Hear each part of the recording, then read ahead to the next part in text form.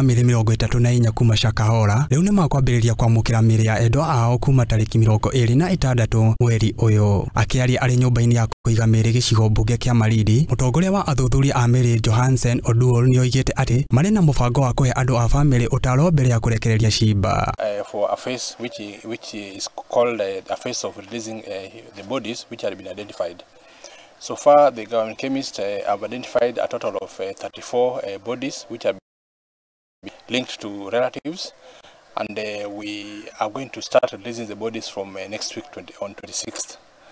Ona kuri uguo ni uriti andu acio no muhaka makorwo na marua kuma kuri atongoria a icigo ciao hamwe na andu aria maheanire thakame hindi ya DNA no muhaka makorwo ho hindi ya koya ciimba icio. What will happen is the relative will come and they'll have to come with a letter from the chief so that we can be able to identify these persons as the real relatives to these victims. Secondly, they'll have to come with the person who donated the DNA, because this is a person who was directly linked to the deceased.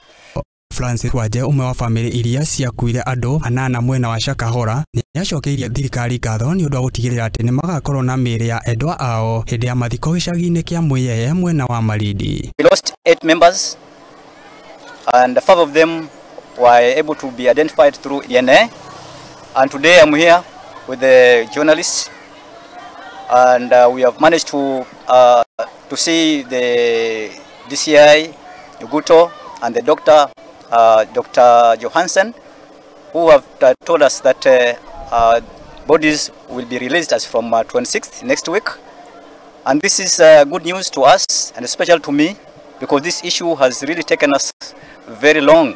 Thutha ucio Oduor ni oritie ati miiri iria itaramenyekana thirikari-ini kumenina kurigana na watho. Ona gukiri uguo thirikari ni guthii na mbere guthikuria ciimba makiria ma andu 25 mbirira-ini cia Shakahora. We have laws which govern unclaimed bodies, and we also usually have a limitation on how long a body should and what should be done to declare the body unclaimed.